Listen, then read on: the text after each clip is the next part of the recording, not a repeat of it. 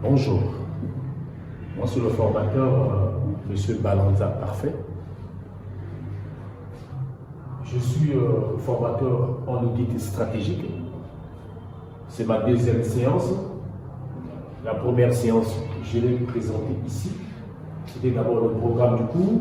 Et aujourd'hui, nous allons attaquer par le premier chapitre que j'ai intitulé, premier chapitre, définition et la méthode d'audit. Définition et la méthode d'audit. Avant que je puisse donner la définition de l'audit et sa méthode, j'ai présenté d'abord l'introduction de ce chapitre. Voici comment le contexte de l'introduction concernant le premier chapitre, audit et stratégie. En regardant l'introduction, ici nous parlons de la stratégie. Avant que je puisse parler d'abord de l'introduction sur l'audit stratégique, je reviens toujours en arrière sur ce qu'on appelle des cours préliminaires. À titre de rappel, nous parlons de l'audit. Nous parlons de l'audit. L'audit est une technique, on le dit tout dernièrement, qui permet de faire de l'entretien ou d'audition sur une évaluation d'une activité réalisée par l'entreprise. Donc cette évaluation est faite par l'auditeur qui arrive sur le terrain dans l'entreprise.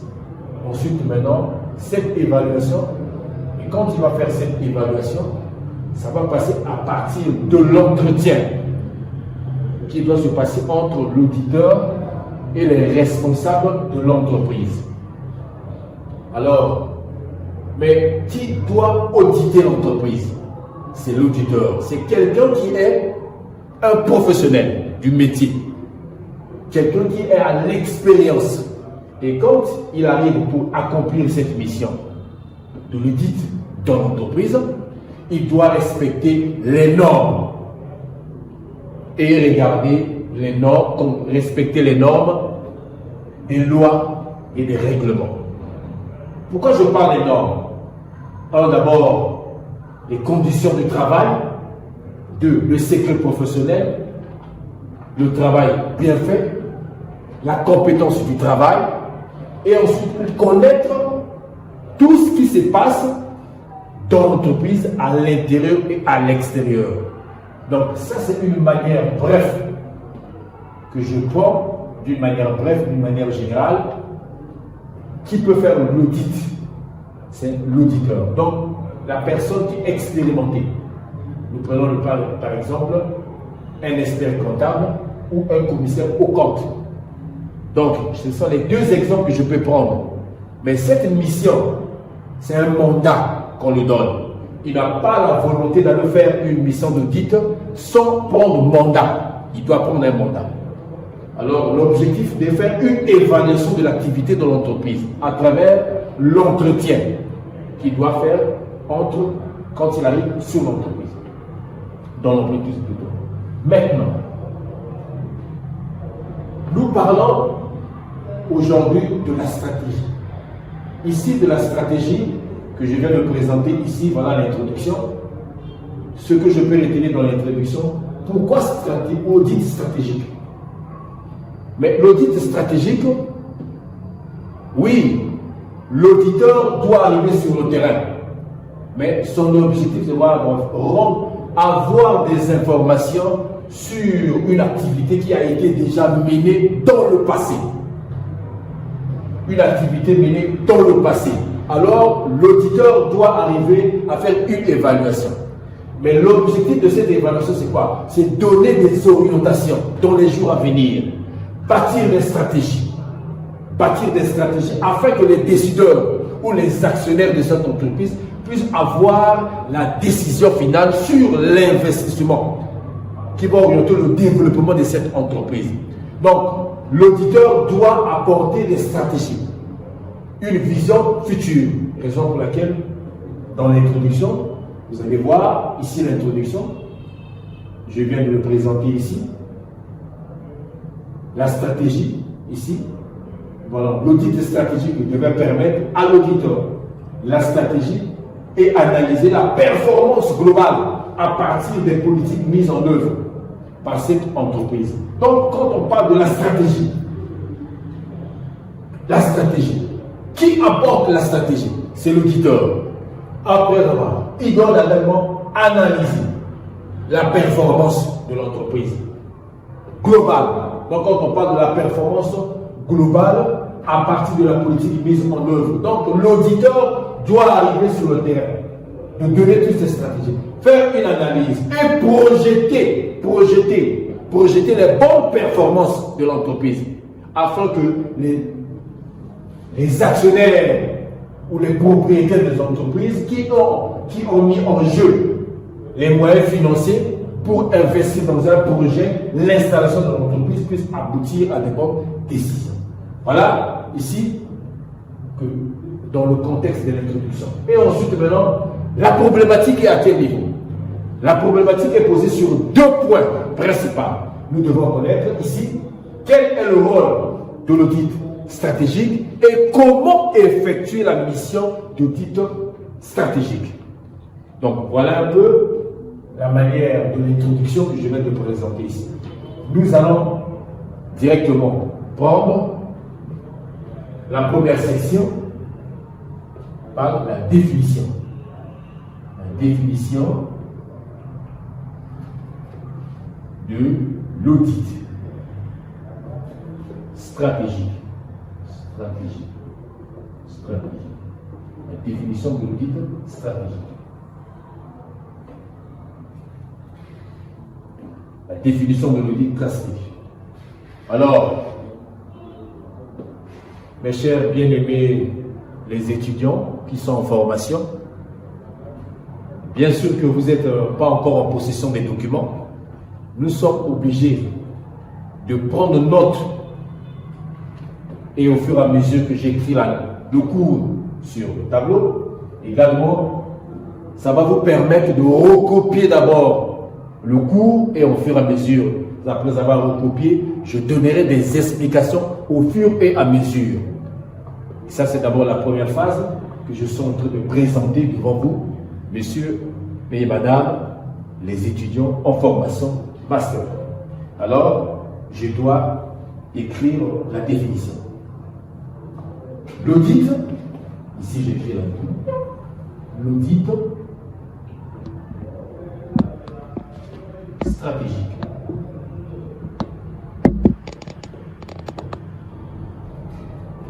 Correspond à l'analyse ou le diagnostic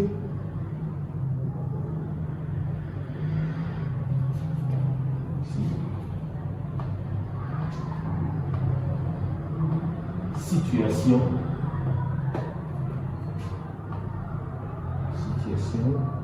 globale, interne et externe d'une organisation.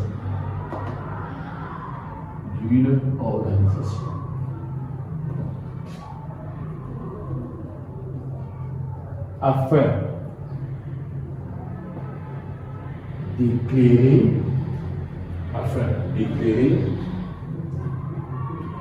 je peux l'effacer, afin d'éclairer, nous prenons la suite de la définition par le haut.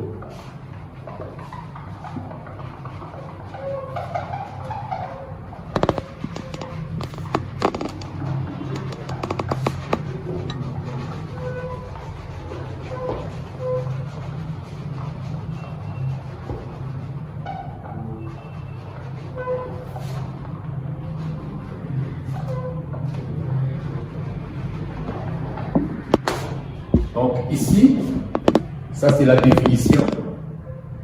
Par manque d'espace, je suis obligé de ramener la définition. La suite de la définition par vers le haut. La suite de la définition vers le haut.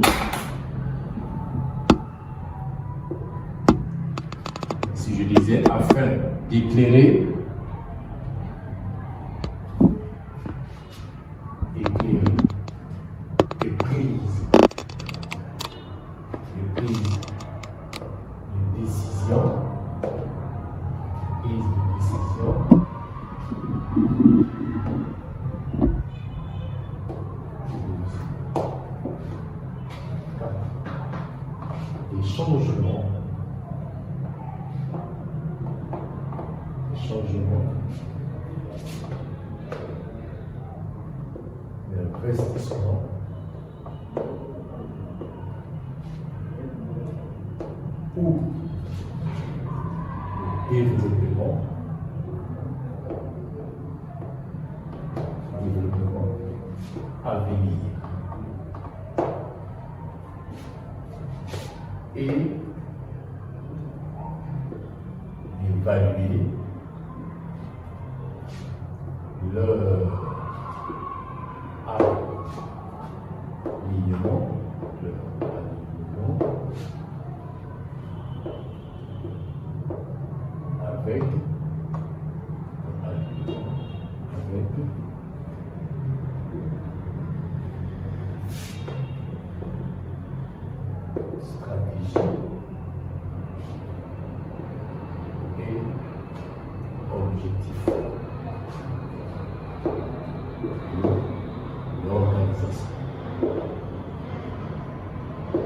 Voilà la définition. Donc, la définition de l'audit stratégique.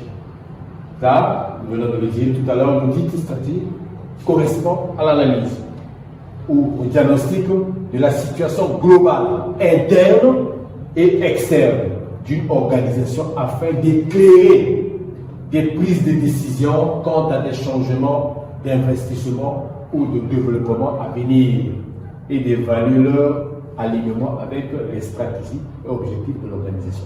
Donc le commentaire ici que je peux faire au niveau de la définition, ici ce que je venais de dire, donc l'audit stratégique a une vision ici. Vous voyez, une vision ici, c'est quoi? Faire l'analyse. Donc, correspond à faire l'analyse. Mais avant de faire l'analyse, on passe d'abord à l'entretien. Il faut d'abord, on passe d'abord à l'entretien. L'entretien d'abord, après avoir fait l'entretien au sein de l'entreprise ou l'organisation, on peut faire une analyse. Sans l'entretien, nous ne pouvons pas faire l'analyse d'une situation au sein d'une entreprise. Alors, cette analyse se fera d'une manière globale, à l'intérieur et à l'extérieur de l'organisation, afin d'éclairer. Éclairer pourquoi? La prise de décision. Pourquoi éclairer la prise de décision? C'est par rapport aux propriétaires de l'entreprise. Les propriétaires de l'entreprise ou les actionnaires, avant de prendre leurs décisions, doivent avoir des informations claires sur l'analyse du fonctionnement de l'entreprise. Parce que la décision financière ou la décision de l'investissement, on ne le prend pas à la hâte. On le prend après avoir fait une analyse de la situation interne et externe de l'organisation. Alors, raison pour laquelle, donc quand on parle en termes de décision, nous parlons ici le mot changement, le mot investissement, développement, avenir. Alors, qui doit décider? Ce sont les décideurs, les actionnaires. Pourquoi? La vision future. C'est ça. Mais cette vision future est due à quoi? C'est grâce aux stratégies, les nouvelles stratégies données par l'auditeur. Nous allons voir l'avenir. L'avenir, c'est le changement de l'entreprise, c'est le changement de l'organisation.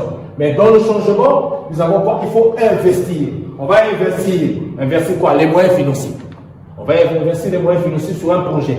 Les projets vont venir, c'est pour donner le développement à venir de l'organisation. Alors, c'est ça qui va apporter le changement. Après une évaluation. Parce que ça doit prendre en compte toutes les stratégies. Et afin d'atteindre l'objectif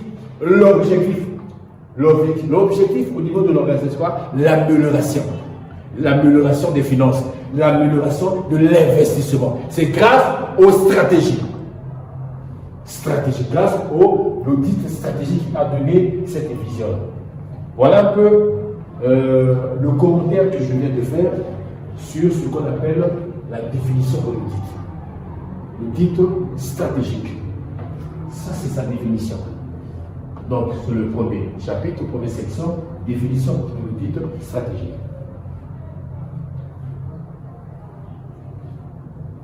Je veux passer au niveau de le petit B maintenant.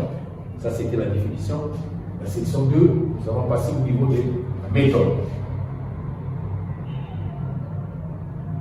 Les méthodes d'audit stratégique. Les méthodes.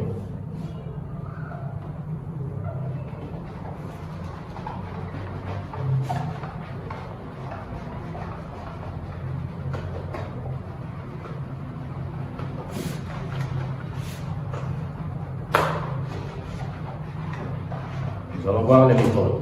Les méthodes.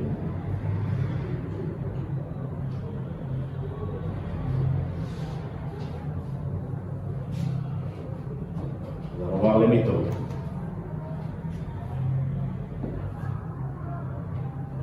Section 2. Nous allons voir la section 2.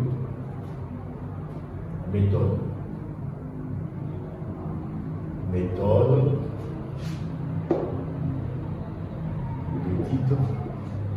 Stratégique. Méthode d'audit stratégique. Les méthodes. Nous allons parler des méthodes d'audit stratégique. Les méthodes d'audit stratégique.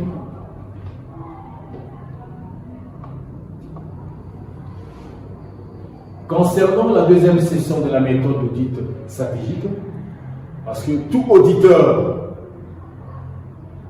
avant d'aller sur le terrain et effectuer la mission d'audit, doit connaître les différentes étapes concernant les méthodes. Il y en a, on parle des méthodes, nous avons ici, il y a 4 principes. Nous parlons des 4 méthodes. Mais d'une manière générale, chaque cabinet comptable a des méthodes qu'il doit utiliser. Mais ces méthodes, c'est quoi? Nous allons voir ici d'abord les 4 méthodes qui constituent ce qu'on appelle l'étape 1. Les 4 méthodes, nous avons ici, maintenant, nous avons 4 méthodes. Il existe 4 méthodes. Il existe 4 méthodes d'audit. 4 méthodes d'audit. Nous avons ici, vous avez ici la prise de connaissance. 2. Vous avez l'évaluation. L'évaluation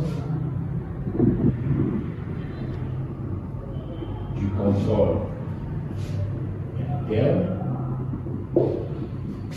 3. Vous allez examiner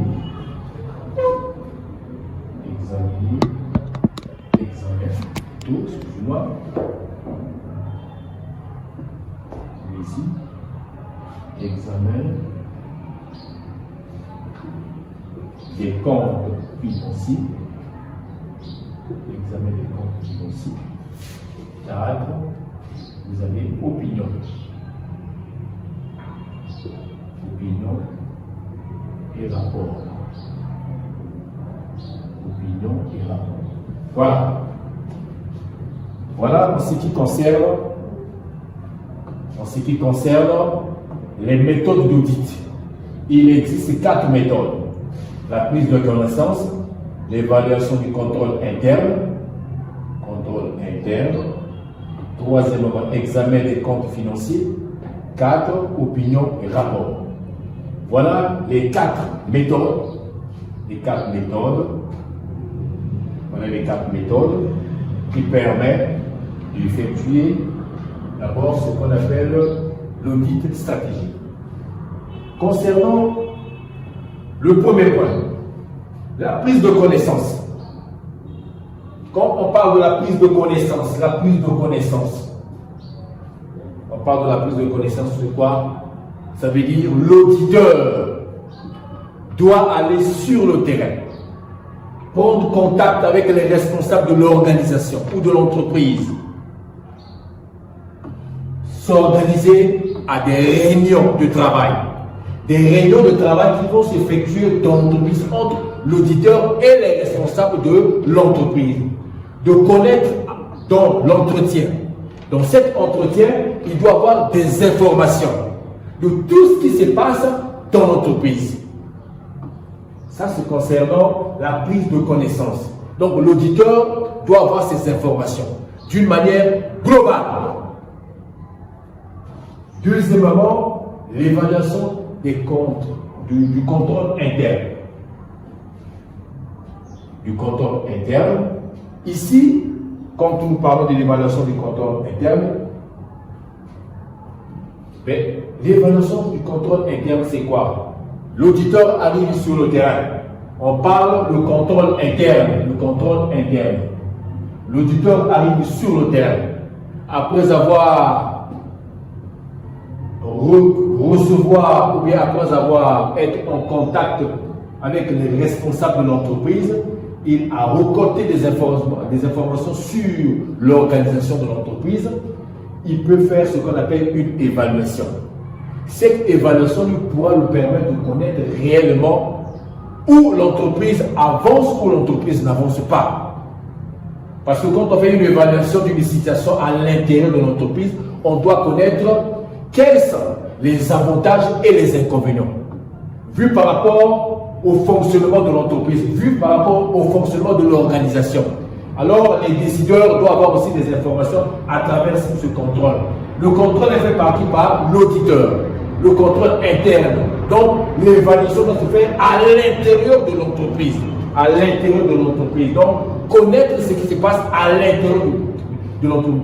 De la première phase, la deuxième phase et la troisième phase.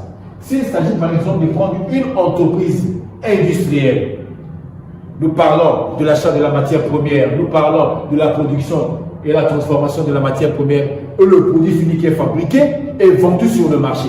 Alors, le circuit du processus de fabrication de ce produit se passe à l'intérieur de l'entreprise. Alors, d'une manière globale, les décideurs doivent avoir des informations sur le plan financier.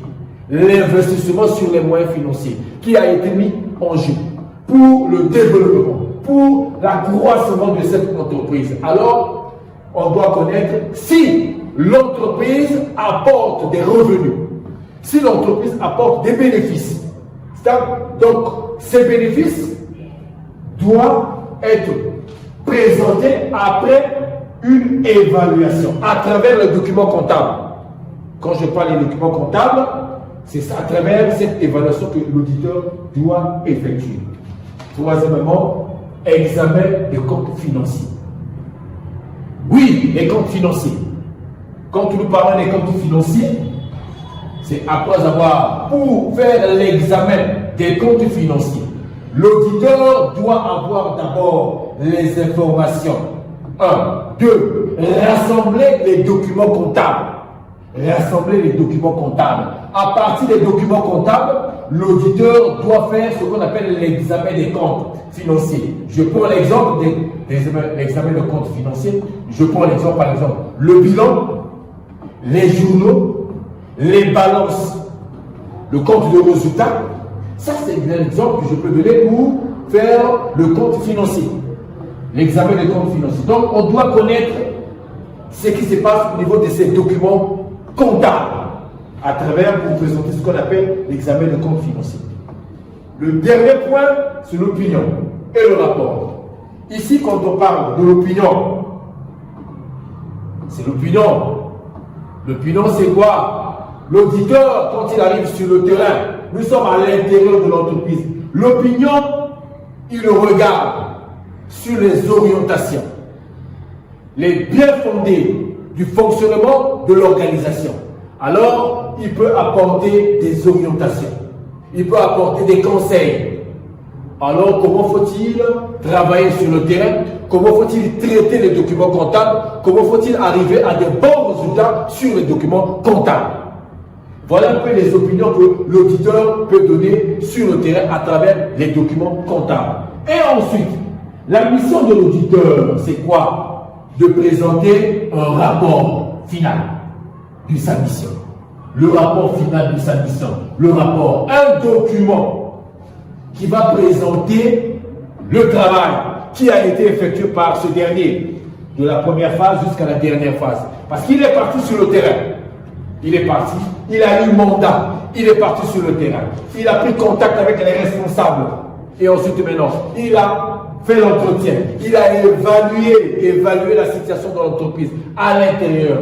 Et surtout, il a aussi bénéficié des informations qui se passent à l'extérieur de l'entreprise. Pourquoi? Parce que d'une manière globale, des informations d'une manière globale, quand on parle des informations d'une manière globale, on parle de l'intérieur et l'extérieur de l'organisation.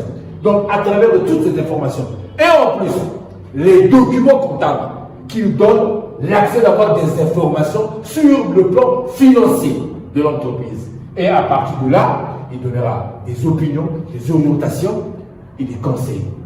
Tout cela doit être ressorti dans le rapport. Doit être ressorti dans le rapport afin d'orienter quelle est la bonne politique. Quelle est la bonne politique de l'entreprise dans les jours à venir? Quelle est la bonne marche de l'entreprise dans les jours à venir? Quelle est la bonne stratégie que l'organisation doit orienter? Que l'organisation ou les décideurs ont donné une orientation aux managers qui sont sur le terrain de pratiquer la bonne politique que les actionnaires ont pris les décisions. Voilà un peu sur ce qu'on appelle les méthodes d'audit stratégique. Nous allons au fur et à mesure ajouter sur les méthodes. Il y a aussi certains points que nous pouvons aussi ajouter. Il y a aussi qu'on peut ajouter sur les méthodes d'audit stratégique.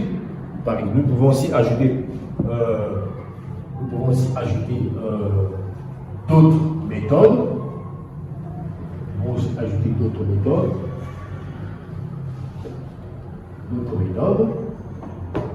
Il y a aussi, je peux ajouter d'autres méthodes, il y a d'autres méthodes aussi qui existent. Faire un audit de l'activité commerciale.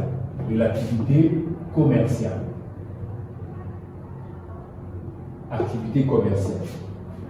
Au sens plutôt,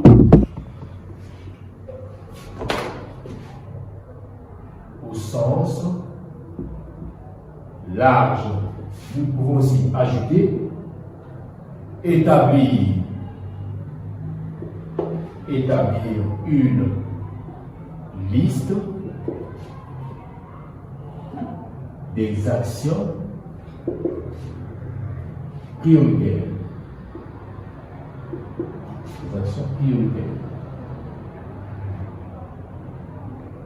À mettre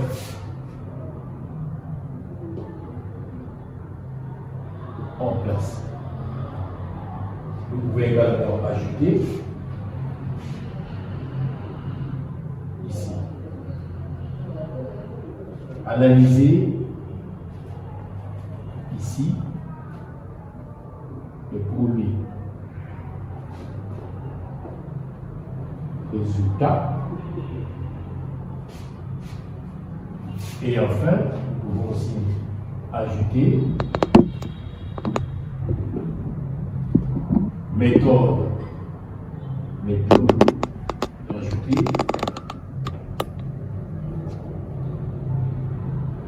mettre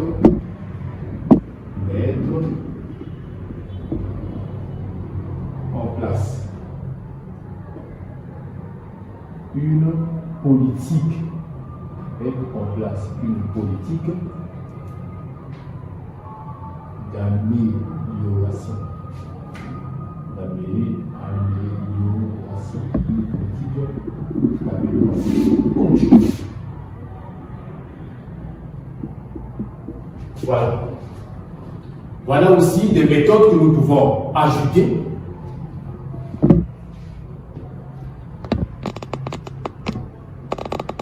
Voilà aussi des méthodes que nous pouvons ajouter. Parmi les 4 que nous venons de faire le premier commentaire, il y en a aussi ça aussi que nous pouvons ajouter comme méthode. Faire un audit de l'activité commerciale au sens large. Alors, ici, quand on parle de l'audit de l'activité, faire de l'audit une activité commerciale au sens large, ici, nous allons prendre 2 analyses. 2 analyses sur ce premier point. L'analyse de la stratégie commerciale et l'analyse sur la stratégie de l'organisation. Donc là, nous avons ici 2 points à soulever. La stratégie sur l'activité commerciale, la stratégie sur l'organisation commerciale. Alors, quand on parle de la stratégie commerciale, l'analyse ici, lorsque une entreprise, une organisation investit pour être une activité, cette activité doit être continuellement dans le sens large, bâtir de la bonne politique et ensuite de placer une bonne organisation du fonctionnement. Là, nous venons de parler également d'établir la liste des actions prioritaires, de mettre en place. Ici, l'auditeur aussi peut utiliser cette méthode, la liste des actions prioritaires. L'auditeur, quand il arrive sur le terrain, la liste des actions prioritaires. Dans l'entreprise, nous avons plusieurs actions. Dans l'entreprise, nous avons plusieurs actions. Mais l'auditeur doit cibler les actions prioritaires, de mettre en place. Tout n'est pas à prendre, tout n'est pas à rédiger. Il doit prendre des actions prioritaires par rapport aux normes, aux règles et aux lois du fonctionnement de l'organisation. Et ensuite ici, analyser les premiers résultats. Oui, les premiers résultats. L'analyse, c'est ce que je venais de dire parmi les 4. L'analyse des premiers résultats. Et l'analyse des premiers résultats se fait à partir d'un constat récupéré à travers des informations ou un entretien effectué sur le terrain. Sur le terrain. Alors, sans l'entretien sur le terrain, nous ne pouvons pas connaître ce qui se passe dans l'organisation. Après avoir récupéré, récolté des informations sur le terrain d'une activité, par exemple, nous pouvons faire une évaluation. Évaluation, c'est faire l'analyse des premiers résultats. Pourquoi l'analyse des premiers résultats? C'est regarder si le financement qui a été engagé sur un projet d'investissement a apporté des bons résultats par rapport à l'objectif attendu par les décideurs, des actionnaires. C'est à travers l'analyse de premiers résultats que nous pouvons donner des informations aux actionnaires. Deuxièmement, ici, les méthodes en place pour une politique d'amélioration continue. C'est ce que je venais de dire ici. Ça se base ici. Cette politique d'amélioration continue, c'est à partir de la bonne stratégie. Qui va donner la bonne stratégie? C'est l'auditeur. L'auditeur donnera des bonnes orientations. L'auditeur donnera des bonnes stratégies. Comment il doit améliorer les conditions de travail sur le plan financier.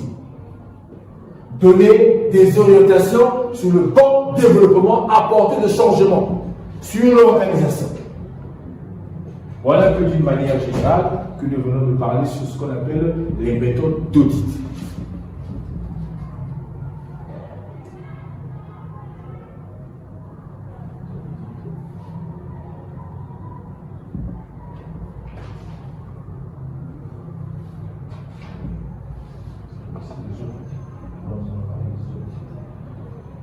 Ça, c'est section 2. Nous allons passer maintenant au niveau de la section 3. Les objectifs. Voilà. Section 3 maintenant. Nous allons passer au niveau 2. Les objectifs section 3.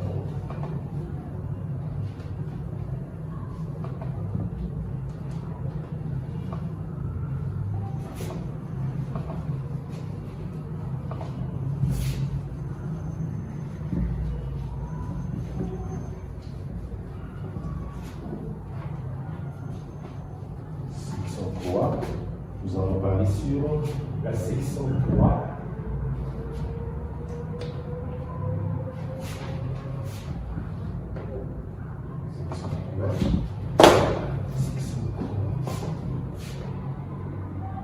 On va parler ici des objectifs.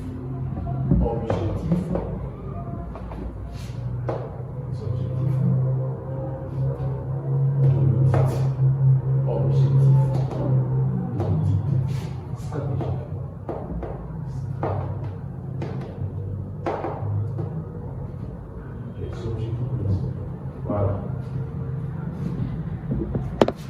Ici, l'audit ou objectif.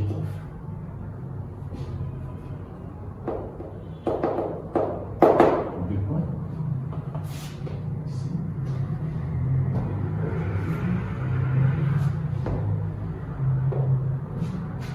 Identifier.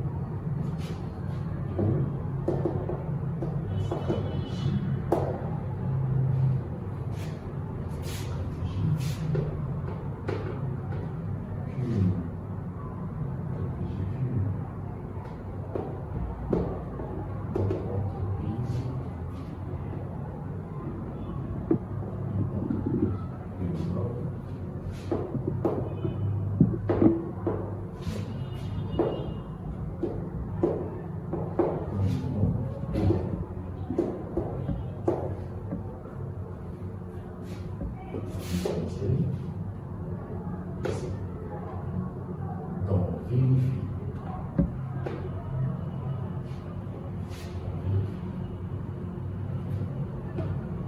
Cohérence.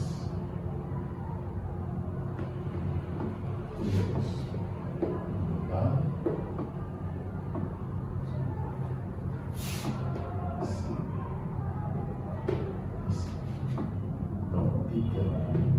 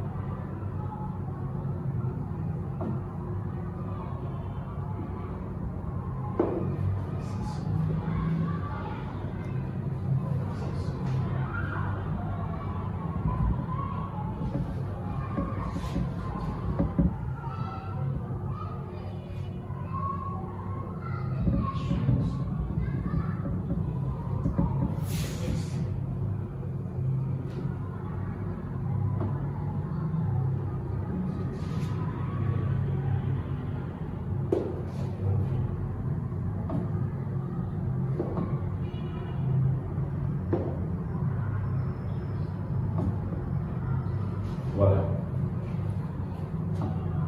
Voilà les objectifs. Les objectifs d'audit stratégique.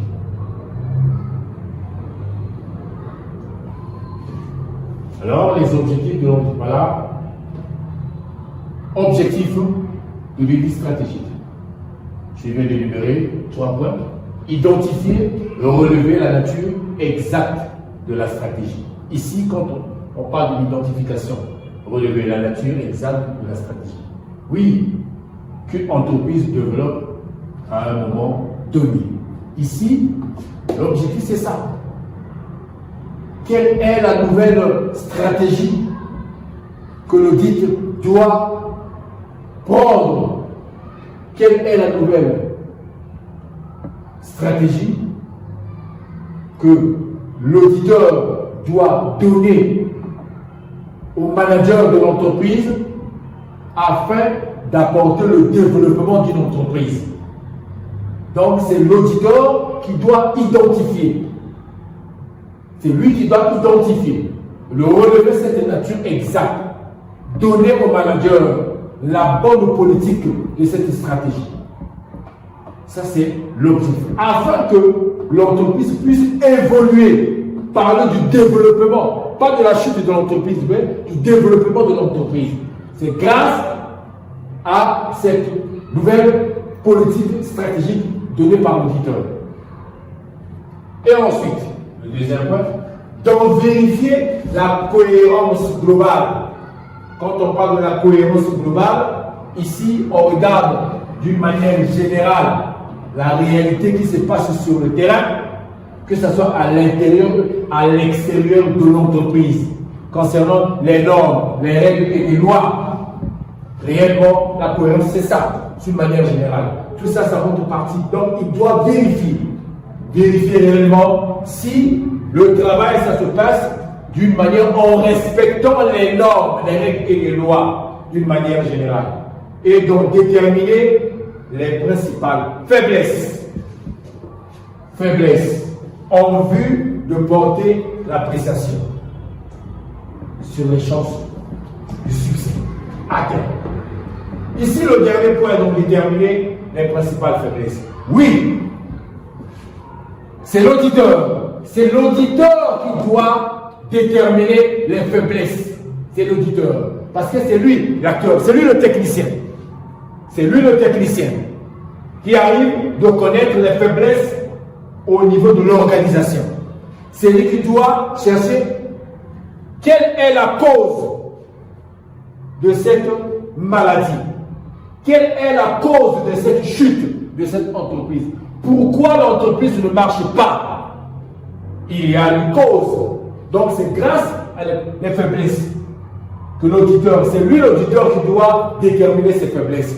Mais après avoir déterminé les faiblesses, l'auditeur portera des appréciations. Et quand il va apporter des appréciations, et ensuite maintenant, l'objectif ici c'est quoi? Après avoir déterminé les faiblesses au sein de l'organisation, l'auditeur doit apporter des appréciations pour donner la chance à l'entreprise ou à l'organisation sur la bonne marche, sur la bonne stratégie de l'entreprise. Donc, il est véritablement un technicien qui vient pour réparer la maladie, réparer les causes, les chutes et donner des bonnes orientations sur la stratégie qui doit apporter au sein des managers de l'entreprise. Donc, voilà d'une manière générale que je viens de donner ce qu'on appelle les objectifs de l'audit stratégique.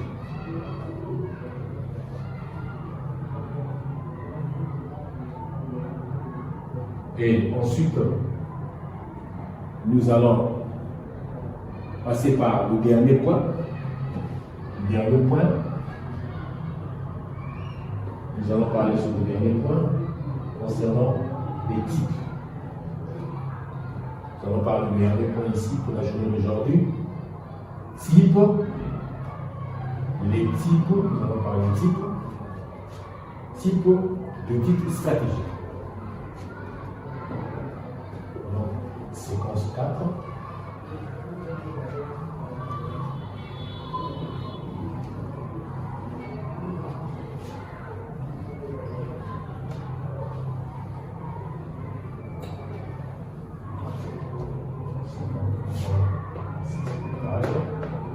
Type, les types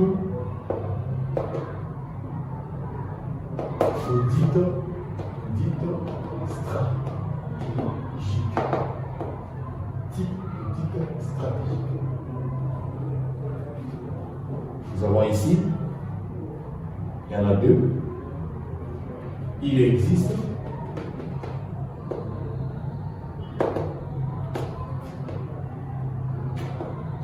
deux types. Ici, il existe deux types. Le petit là, nous avons aussi le petit là.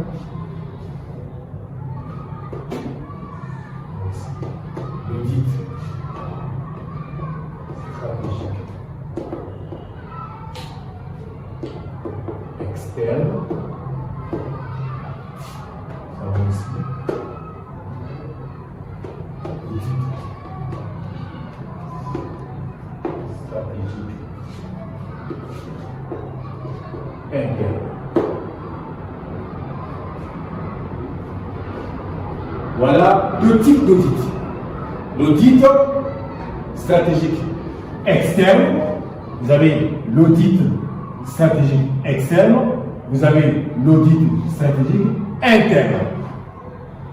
Je vais maintenant développer qu'est-ce qu'on appelle le type d'audit stratégique externe.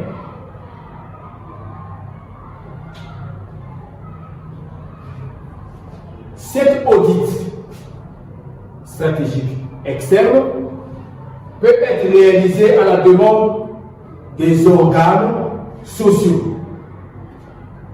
Donc, cet audit est réalisé, l'audit stratégique externe est réalisé à la demande des organes sociaux. Quand on appelle organes, les organes sociaux, à la demande des organes sociaux, je prends l'exemple, un cabinet. Exemple, un cabinet comptable. Un cabinet comptable. Un cabinet comptable. Voilà un exemple. C'est un organe social, un cabinet comptable. Donc le cabinet comptable peut demander d'effectuer une mission d'audit externe. Donc, l'audit doit se passer entre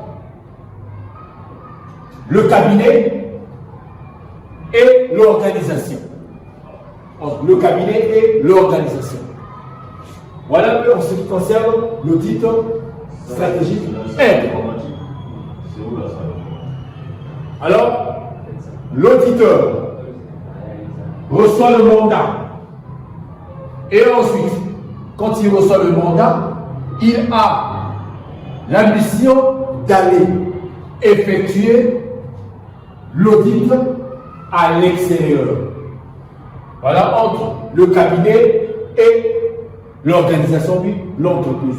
Voilà ce qu'on appelle des opérations qui peuvent se passer entre le cabinet d'audit et l'entreprise. Cette mission est appelée audit stratégique.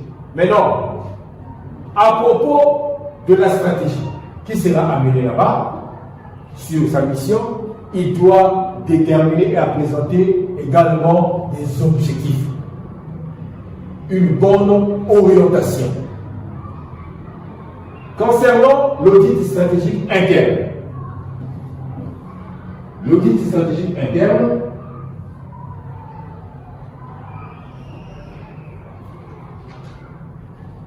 ici, la mission est effectuée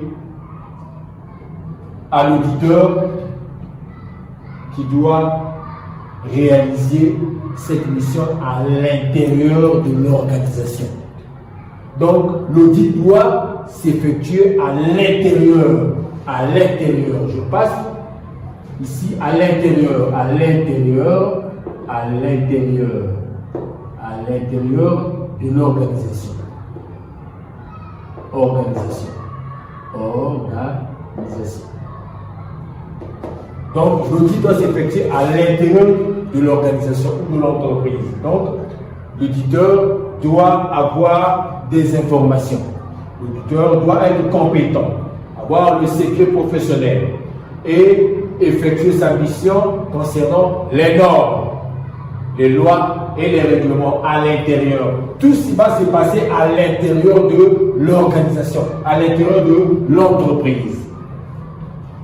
Voilà un peu concernant le type d'audit stratégique.